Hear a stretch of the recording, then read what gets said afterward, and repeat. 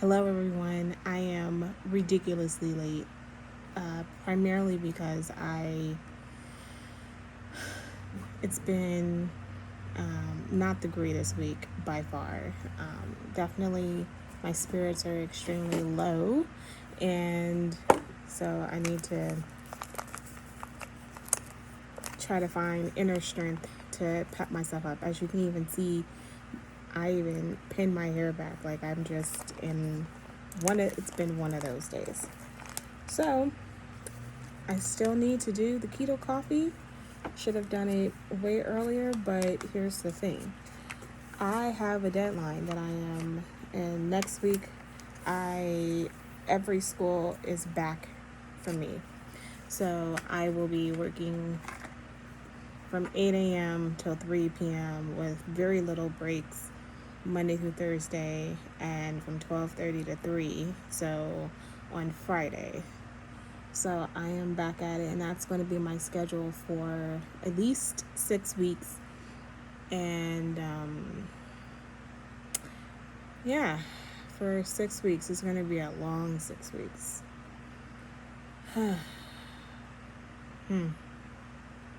Anyway, not including like I have some writing deadlines that I need to do, and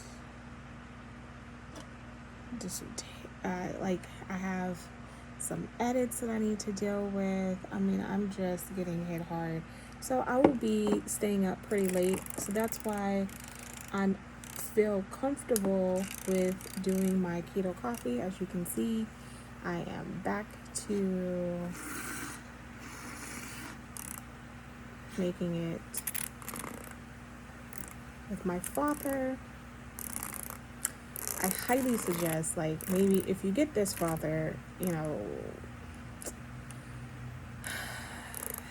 it's just very, very sensitive. I didn't realize how sensitive frothers are until I actually have one. The coolest thing is I'm having a couple of accountability partners. So I have a few meetings tomorrow with them, which is really cool. One that starts next week, and one that's going to start this week, tomorrow, and I think another one that's going to get going. And then I have another one next week to give her some updates on what I've been doing. So that's all great. And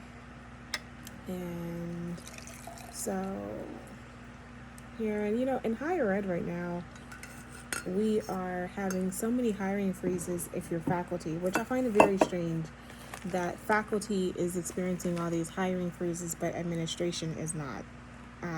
That's kind of a quirky thing. And, for me, I'm kind of a little on the frustrated side because I eventually do want to go into admin, but I would prefer to do something like in the professional development world. But to see that doesn't seem, I don't know where life is going to take me, but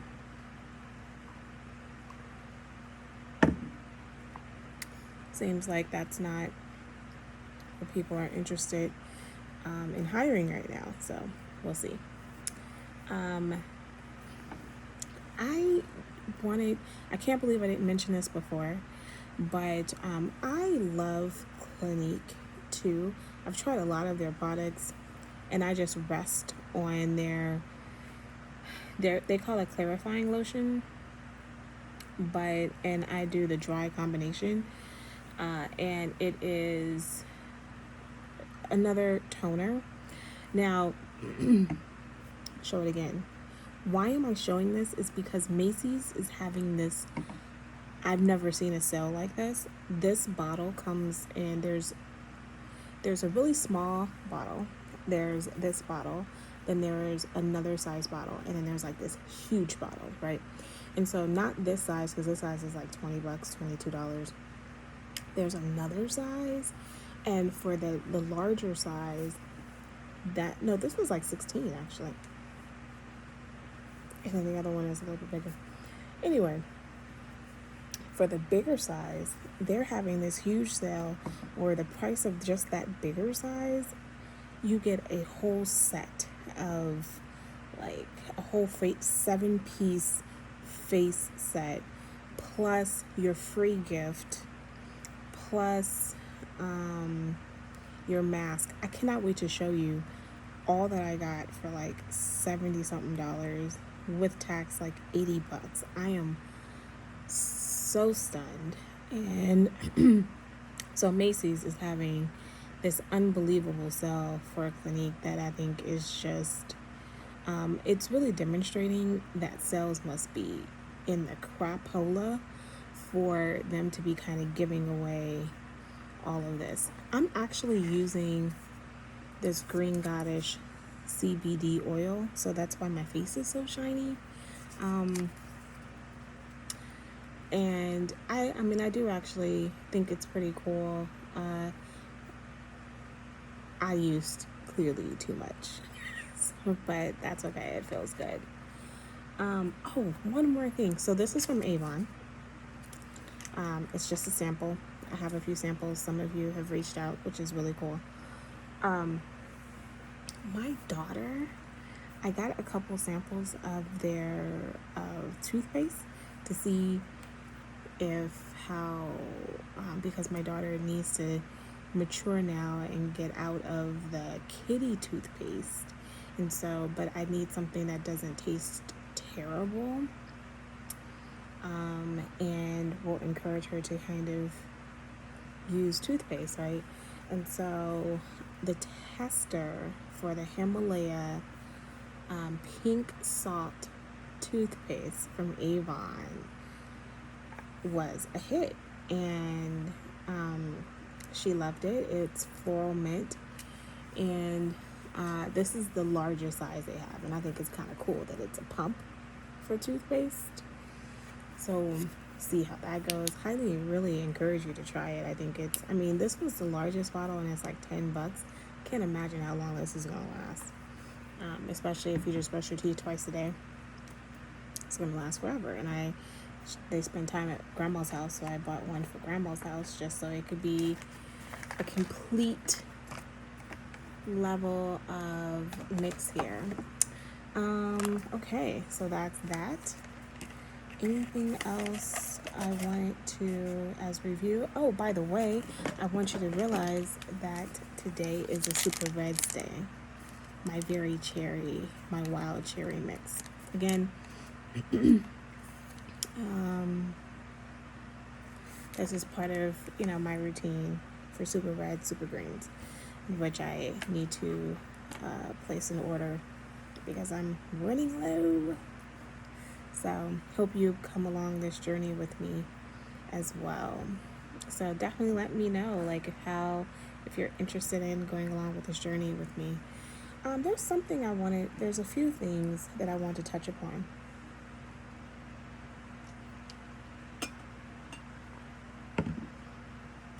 Number one, I actually, as soon as I sign off, I'm actually going to, as I'm writing, I definitely am going to watch Hamilton because it comes out today. So anyway, I wonder if the Disney Plus app is going to crash for all of us who've been waiting for Hamilton to show up. And if you watch ESPN, it's been scrolling at the bottom all day. Well, I don't know if I really want to get into ESPN. I think it's that the NBA is kind of an interesting. They're doing this interesting idea where at first I didn't realize that all the teams weren't invited to Orlando. It was only a few teams that were invited to Orlando, and then the rest of the teams are now going to be invited to Chicago.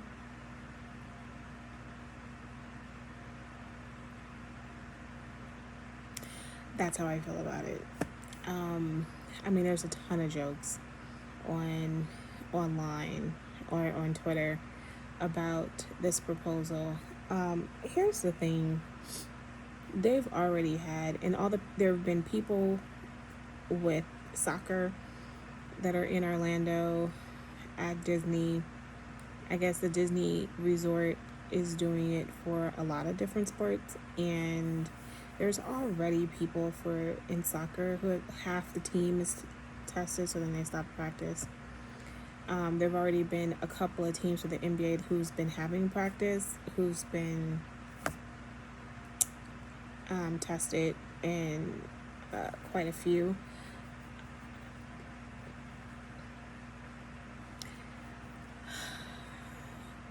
I wonder if the NBA has really thought about what will happen when the first person dies from COVID-19, because people want sports.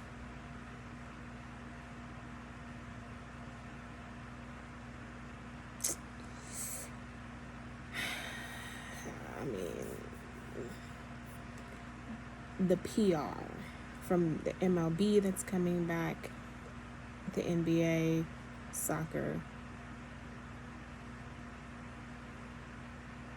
I mean, I just hope that they're ready for that level of scrutiny and PR for this. Thinking about forcing people to come back, Florida State University is making a decision to say that if you are an employee, then you cannot watch your kids while you're working.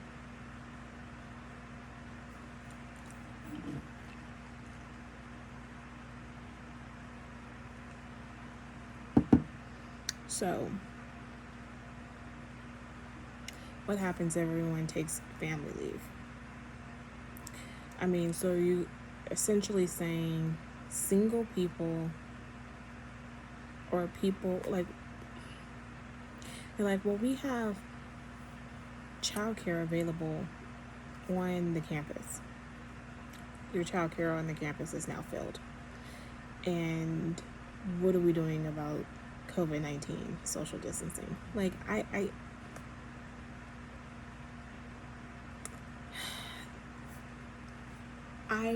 have the sense that there are attorneys right this second wishing for them to fire somebody. Please fire somebody. Or write somebody up. Or don't make a comment. Like, please, if you're going to force everybody to not watch their kids, then you need to make accommodations for 100% of every single person who has a kid. I mean, it is just, do you honestly think that we, talking as a mother, do you honestly think that I don't want my kids to be someplace? They're supposed to be in summer school right now. Like, they're supposed to be dropped off at summer camp at El Camino College or Polytech School in Pasadena. Like, that's what their life is supposed to be. I was supposed to have them in Polytech during the morning hours. Grandma was supposed to have them in the afternoon.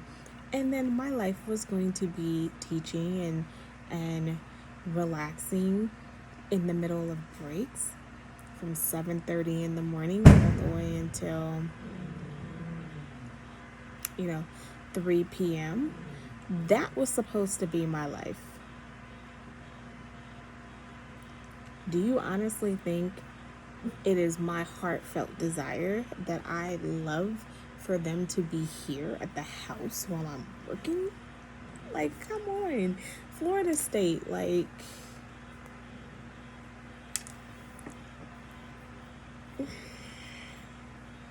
anyway, and when you really, there's, I watched, finally, I am officially caught up on all of Snowfall, and the last episode of Snowfall, I hate to spoil it, but I am. The last episode of Snowfall is like this hypothetical world. What if he, main character, would not have been a drug dealer and he would have gone to college, and at this point they have it Claremont McKenna College, which is so sad because I attended the Claremont colleges for grad school. So I'm kind of bummed that they showcase CMC. But CMC is, and we're looking at the 80s. CMC, for those of you who don't know, started off as a male college, in counterpart to the all-female college that one of the Claremont colleges, the 7Cs. One of them is Scripps, is a female college. It still is a female college. CMC is no longer an all-male college. It's integrated. Anywho, what is so bothersome, first off, I love how they are like, this is still the 80s, there are no bus, like, the train doesn't exist here. Like, so they have this in great detail in context of this train. Like, when he has to leave CMC because of financial aid reasons, he takes a Greyhound bus back to Compton. What bothers me about this, and it really broke my heart, is how they treated him with financial aid to the point he snapped and he started strangling the financial aid officer. And my facial expression is, why? Because financial aid is one of the top 2 reasons why Black students specifically leave college, is because of the social atmosphere that's not accepting. And I'm actually reading a book, and I'm gonna review it tomorrow. So I'll do a small plug. It's the title. A part of the title is like being an anti-racist, and so he's trying to educate people on like racism in context and what anti-racism looks like. And so he brings up microaggressions, and he actually hates the word microaggressions. I'm there. And it comes up, it's from a Harvard professor in the 70s, I think 79, who comes up with the term microaggression, but he prefers for it to be, he calls it a racial,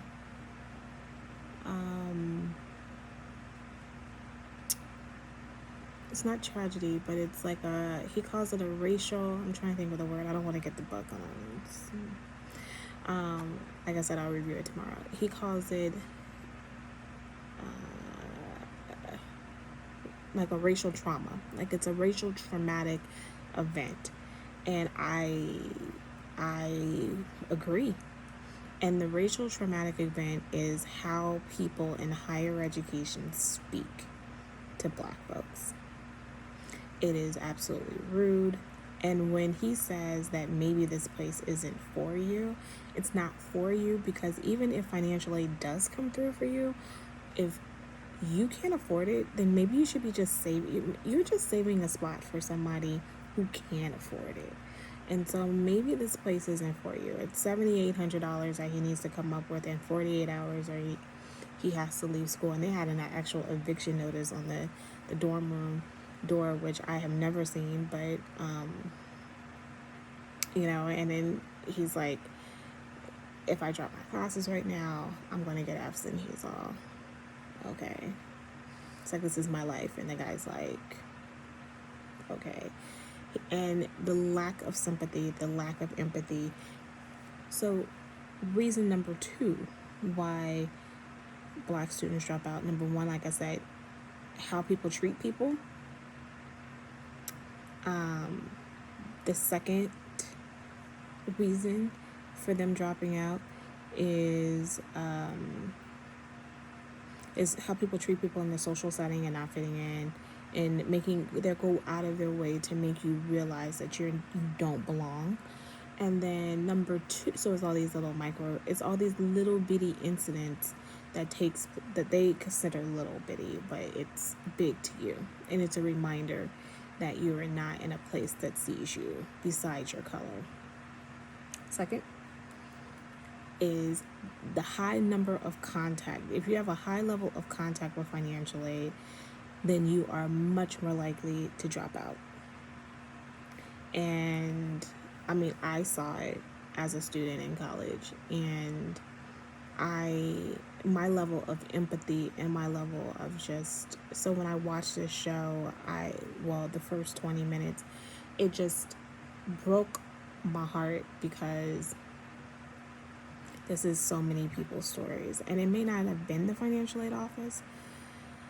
It could be so many different places on campus. And so when, like I said, when he went to choke the financial aid officer, I was like,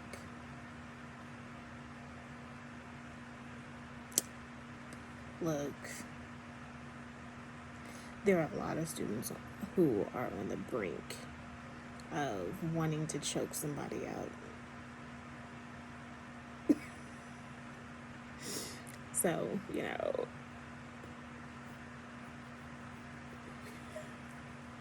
and that's all I have to say about that.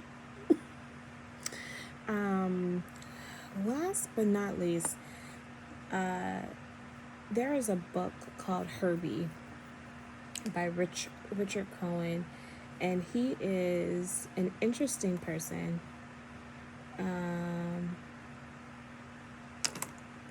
And I thought it is the coolest thing, because at first I was like, what is this book? I don't know what this book is. And it seems just like it's a nice reflection on who he is as a person, where his family kind of came from, that helped shape him as a person. And I think it's an interesting listen to. And I think it's only available on Audible, and it's not long. It's only 2 hours. So, which is why I was like, oh, I can finish this pretty quick. And I pretty much did. I finished it, literally in a couple hours.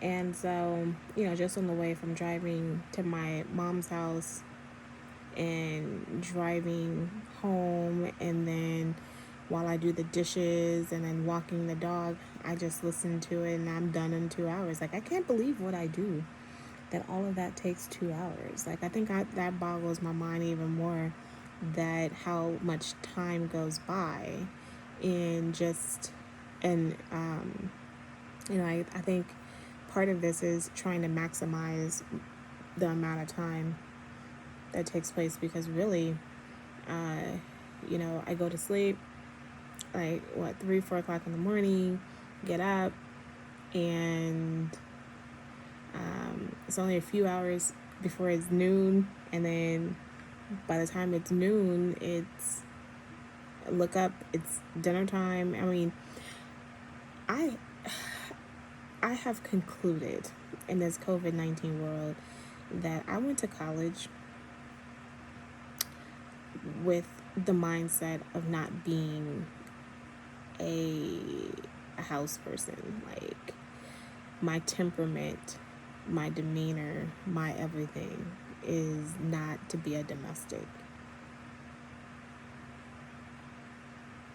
And it's like, what the hell? I'm sitting here like vacuuming every day and picking up all the time and washing dishes, and no. Like, I'm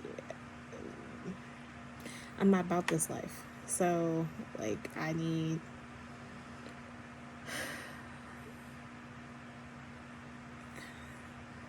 anywho, let me get off here because I have so much to do. And I cannot sit and relax until 3 o'clock in the morning. And then of course I gotta work out. I can't let up on the working out. Like, I can't, because I'm trying to lose, at least I'm trying to get down a couple of dress sizes. No, not a couple. I have a goal. So, at least by Christmas. So I need to stay vigilant and focused on that. And on that note, have a great afternoon or a great evening. And I'm going to see you tomorrow for 2 things. Number 1, Hamilton. And number 2, maybe the anti-racist book. I may talk about it. I'm not sure. But number 2, we're gonna try the J. Clyde thing tomorrow. We're gonna only limit it for like 30 minutes, and so that's gonna be cool. And then we're gonna upload that, and we're gonna try different ways on how we can record this and figure this out. So we are gonna get it together tomorrow. I promise you, we're working on it. So I'm excited. I'm excited that, you know, he's coming back and I'm getting my friend back after years of, you'll see tomorrow. Good night.